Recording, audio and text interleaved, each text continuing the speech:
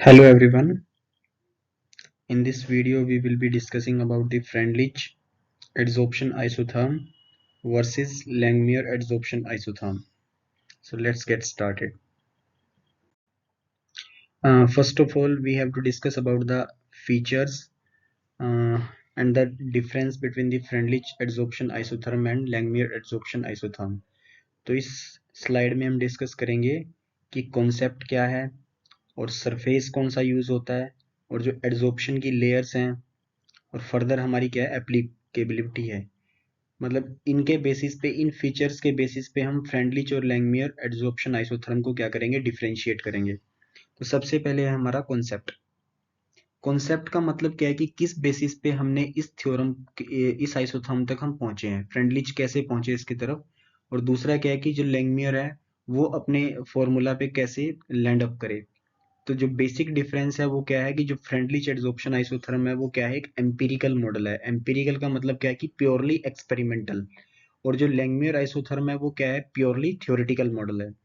दूसरी बात है सरफेस की। फ्रेंडलिच के अंदर जो सरफेस है उसने क्या माना था कि जो सरफेस है वो क्या है, हेट्रोजेनियस। और जो लैंगमियर के केस में जो सरफेस है वो क्या है, होमोजेनियस सरफेस है। उसके बाद है एड्सॉर्प्शन लेयर। जो फ्रेंडलिच एड्सॉर्प्शन आइसोथर्म है उसके अंदर जो लेयर्स है, मल्टी लेयर, मतलब क्या, एक लेयर के ऊपर फर्दर लेयर भी हमारी क्या हो सकती हैं, बन सकती हैं। But in case of Langmuir adsorption isotherm only monolayer adsorption was considered. तो उन्होंने सिर्फ किसको, मोनोलेयर एड्सॉर्प्शन को क्या किया था, कंसीडर किया था। एप्लीकेबिलिटी की बात है, जो फ्रेंडलिच एड्सॉर्प्शन आइसोथर्म है वो क्या होती है, एप्लीकेबल होती है ओनली एट मॉडरेट प्रेशर। ठीक है। और जो फर्दर हमारी लैंगमियर एड्सॉर्प्शन आइसोथर्म है वहां पे वो कब एप्लीकेबल होती है, only at low pressure and high temperature. तो इस वीडियो में हम सिंपली क्या कर रहे हैं, इन दोनों के बीच का डिफरेंशिएशन को डिस्कस कर रहे हैं। अगर आपको डिटेल में इन्हीं दो आइसोथर्म के बारे में जानना है तो आप इसी चैनल पे सर्च करेंगे तो फ्रेंडली एड्सॉर्प्शन आइसोथर्म को भी डिटेल में पढ़ाया गया है और लैंगमियर एड्सॉर्प्शन आइसोथर्म को भी अलग वीडियो में डिटेल से पढ़ाया गया है। इस वीडियो में अगर आप उन दोनों वीडियो को देखोगे तो फर्दर इस वीडियो में आपको क्या, क्लियर कट डिफरेंशिएट कर पाओगे दोनों आइसोथर्म के बीच में एंड इजिली आप इसको रिप्रोड्यूस कर सकते हो अपने एग्जाम के अंदर। ठीक है। अब हम फर्दर मूव करते हैं। इस स्लाइड में हम डिस्कस कर रहे हैं मैथमेटिकल फॉर्म की। जो मैथमेटिकल फॉर्म है फ्रेंडलिच एड्सॉर्प्शन आइसोथर्म की और लैंगमियर एड्सॉर्प्शन आइसोथर्म की, उसके बीच में बेसिक डिफरेंस क्या है। ये है हमारा फ्रेंडलिच के लिए। ठीक है। ये वाला क्या है, फ्रेंडलिच के लिए। जो फ्रेंडलिच क्या है, प्योरली एक्सपेरिमेंटल है। इसमें उसने क्या बोला था कि जो फॉर्मूला हमारा वो ये है, x by m is equal to k p raise to power 1/n। और जो एक्स है यहाँ पे वो क्या है, amount of the gas adsorbed. जो एड्सॉर्ब होता है उसको क्या बोलते हैं हम, एड्सॉर्बेट। और जिसके ऊपर एड्सॉर्प्शन होती है उसको क्या बोलते हैं, एड्सॉर्बेंट। तो एक्स बाई एम क्या है, mass of the gas adsorb per unit mass of the adsorbent. के क्या है यहाँ पे, के प्रोपोर्शनलिटी कांस्टेंट और पी क्या है, प्रेशर, इक्विलिब्रियम प्रेशर। इसको हम क्या बोलते हैं, इक्विलिब्रियम प्रेशर। जो गैस का प्रेशर एग्जिस्ट कर रहा है जिस सरफेस के ऊपर उसको एड्सॉर्ब होना है उसको बोलते हैं हम इक्विलिब्रियम प्रेशर। और एन क्या होता है हमारे पास, 1/n। ये क्या होती है, इंटेंसिटी ऑफ एड्सॉर्प्शन। ठीक है। ये फॉर्मूला आपको ध्यान रखना है। दूसरा क्या है हमारा, दूसरा है हमारा Langmuir adsorption isotherm. Langmuir adsorption isotherm के अंदर जो थीटा क्या होता है, theta is the fraction of the surface. मतलब कौन सी है ये फ्रैक्शन, सरफेस की fraction of the area of the surface which is occupied. अब जैसे आपके क्या है, मान लें पर 10 आपके पास एक्टिव साइट्स प्रेजेंट हैं जिनके ऊपर क्या हो सकती है, एड्सॉर्प्शन हो सकती है। तो अगर उसमें से 4 ही हमारी क्या है, ऑक्यूपाई है, तो उस केस में थीटा क्या हो जाएगा, 4/10। तो थीटा क्या है, theta is the fraction of surface coverage. ठीक है। और के ए क्या होता है, यहाँ पे के ए होता है रेट कांस्टेंट फॉर एड्सॉर्प्शन। और जो के डी होता है वो क्या होता है, रेट कांस्टेंट फॉर डिसॉर्प्शन।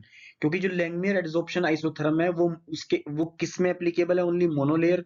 उसकी जो एजम्पशन है वो क्या है कि मोनोलेयर होनी चाहिए। दूसरा क्या है कि एड्सॉर्प्शन के साथ साथ क्या हो रहा है, डिसॉर्प्शन भी हो रहा है। इसका मतलब क्या है कि वहां पे इक्विलिब्रियम स्टेब्लिश हो जाएगी बिटवीन एड्सॉर्प्शन एंड डिसॉर्प्शन। और इसी को हम क्या बोलते हैं, थर्मोकाइनेटिक फिनोमिना। ये क्या है, थर्मोकाइनेटिक फिनोमिना। तो इसमें आपको याद ध्यान रखना है कि थीटा इज इक्वल टू क्या है, दूसरा इसकी फॉर्म क्या हो सकती है, अगर हम के ई क्यू को रिप्लेस कर देते हैं के ए बाई के डी के साथ, तो उस केस में theta is equal to k P upon 1 plus के पी। तो ये भी आपसे एग्जाम में डायरेक्टली पूछा जा सकता है। तो फर्दर मूव करते हैं कि दोनों की एजम्पशंस क्या है। फ्रेंडलिच के अंदर क्या है कि सरफेस क्या है, हेट्रोजीनियस। उसने होमोजीनियस सरफेस नहीं कंसिडर किया था, लेकिन लैंगमियर ने क्या माना है कि जो सरफेस है वो क्या है, homogeneous. No uniform heat of adsorption. अगर सरफेस क्या है हेट्रोजीनियस है, इसका मतलब क्या है अलग अलग साइड पे क्या होगी, अलग अलग इंटरेक्शन होगी, और जो हीट ऑफ एड्सॉर्प्शन भी क्या हो जाएगी, अलग अलग हो जाएगी। लेकिन जो लैंगमियर है उस केस में क्या है हमारे पास, no lateral interaction between the adsorbed molecule. अगर कोई लेटरल इंटरेक्शन नहीं है, क्यों नहीं है, क्योंकि सारी की सारी साइड्स क्या है हमारी होमोजीनियस है, तो एंथैल्पी ऑफ एड्सॉर्प्शन क्या हो जाएगी, सबके लिए सेम हो जाएगी। और फर्दर क्या है कि इसमें क्या है मल्टी लेयर एड्सॉर्प्शन पॉसिबल है, लेकिन इसने क्या माना था कि जो एड्सॉर्प्शन है वो क्या होगी, ओनली मोनोलेयर।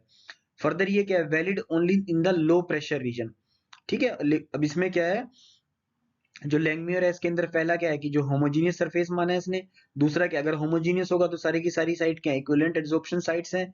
मोनोलेयर माना है, नो लेटरल इंटरेक्शन होगी तो एंथैल्पी ऑफ एड्सॉर्प्शन की हो जाएगी, सेम हो जाएगी। अब हमने एक डिस्कस किया था कि थीटा इज इक्वल टू के a p upon k a p plus k D.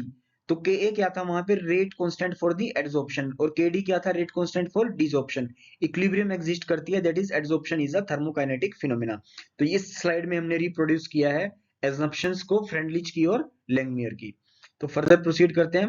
अब आपको देखना है कि प्रैक्टिकल मीनिंग क्या है दोनों का, मतलब जो प्रैक्टिकल एप्लीकेबिलिटी है वो क्या है, फ्रेंडलिच की क्या है और लैंगमियर की क्या है। अब जो फ्रेंडलिच है वो क्या है, हेट्रोजीनियस के लिए थी पॉसिबल।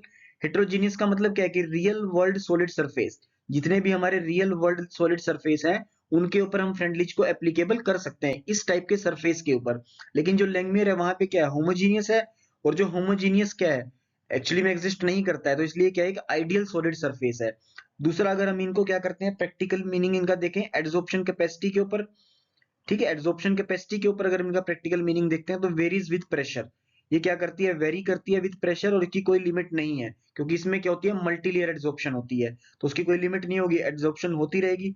लेकिन यहाँ पे क्या होती है, फिक्स्ड, क्योंकि ये क्या है, मोनोलेयर है, तो फिक्स्ड मैक्सिमम कैपेसिटी होगी, मोनोलेयर बनेगी, मोनोलेयर के बाद कोई भी एड्सॉर्प्शन नहीं होगी। अब तीसरा जो है वो क्या है, बेटर फॉर। तो फिजिकल एड्सॉर्प्शन है वो किसके लिए बेटर है, फिजिकल एड्सॉर्प्शन के लिए बेटर है फ्रेंडलीच, क्योंकि यहाँ पे क्या है, हेट्रोजीनियस सरफेस है। एक्टिवेटेड चारकोल हो गया या फिर सॉइल केमिस्ट्री होगी, जितने भी हमारे रियल वर्ल्ड है, रियल वर्ल्ड की प्रॉब्लम्स होती हैं उनमें क्या होती है, एप्लीकेबल होती है। जो लैंगमियर है उसको हम डिस्कस करेंगे, gas adsorption on a metal, या फिर केमिसॉर्प्शन। केमिसॉर्प्शन का मतलब क्या है, जिसके अंदर जो फोर्स ऑफ इंटरेक्शन होते हैं between the adsorbate and the adsorbent are the chemical forces, that is chemical bonding, that is monolayer. इसमें क्या बनेगी, सिर्फ मोनोलेयर बनेगी। और दूसरा क्या है, सरफेस साइंस। और जो लीनियरिटी है, मैंने फॉर्मूला बताया था आपको, x by m is equal to k p raise to power 1/n। तो इसमें अगर हम लोगरिथम लेते हैं दोनों साइड में, log x बाई एम हो जाएगा, और log p क्या आएगी, एक लीनियरिटी आएगी उनके अंदर। और ऐसे ही यहाँ पे क्या होगा, p by x by m versus p क्या होगा, लीनियर होगा। तो ये देखना आपको कि लीनियरिटी कहाँ पे आ रही है। अब लास्ट स्लाइड पे हम चलते हैं। अब हमें देखना है कि पैरामीटर्स क्या क्या है। पैरामीटर्स के बेसिस पे हम क्या करेंगे, डिफरेंशिएट करेंगे फ्रेंडलिच को और लैंगमुयर को। पहली बात क्या आती है, सरफेस। सरफेस क्या होता है, क्योंकि ये रियल वर्ल्ड प्रॉब्लम को डील कर रही है फ्रेंडलिच, तो इसमें से हमारा सरफेस क्या होगा, हेट्रोजीनियस सरफेस होगा। लैंगमुयर किसको डिस्कस, ये क्या कर रही है, आइडियल सरफेस को डिस्क्राइब कर रही है, तो इसमें हमारा जो सरफेस होगा वो क्या होगा, होमोजीनियस होगा। लेयर्स किस कैसे बनेंगी, इस केस में हमारी क्या है, फिजिकल एड्सॉर्प्शन है। फिजिकल एड्सॉर्प्शन में क्या बन सकती है, मल्टी लेयर बन सकती है। इसमें हमारी क्या होती है, केमिसॉर्प्शन होती है। तो लेयर क्या बनेंगी आपकी, मोनोलेयर बनेगी। इक्वेशन हमने पीछे डिस्कस कर ही लिया था एक स्लाइड के अंदर। अब सैचुरेशन, सैचुरेशन कब आएगी, जब आप किसी के ऊपर लिमिट को इंपोज कर रहे हो तभी हमारी क्या आएगी, सैचुरेशन आएगी। लेकिन इस केस में क्या होती है, मल्टी लेयर एड्सॉर्प्शन होगी, तो कितनी भी एड्सॉर्प्शन हो सकती है, कोई लिमिट नहीं होगी, सैचुरेशन भी नहीं आएगी। फर्दर क्या है हमारे पास, जो लैंगमियर है वो क्या कर रहा है, इसमें मोनोलेयर बन रही है, तो यहाँ पे क्या होगा, यस। नेचर क्या होता है इसका, एम्पिरिकल। एम्पिरिकल का मतलब क्या है कि ये प्योरली एक क्या है, प्योरली ये एक क्या है, एक्सपेरिमेंटल फिनोमिना है। तो इसमें सिर्फ हम क्या कर रहे हैं, एम्पिरिकल होगा, और ये प्योरली क्या होगा, थ्योरेटिकल होगा। उसके बाद आती है वैलिड रेंज, ये किसमें एप्लीकेबल है, ये मॉडरेट प्रेशर पे है, और ये किस पे है, लो प्रेशर पे और हाई टेम्परेचर में।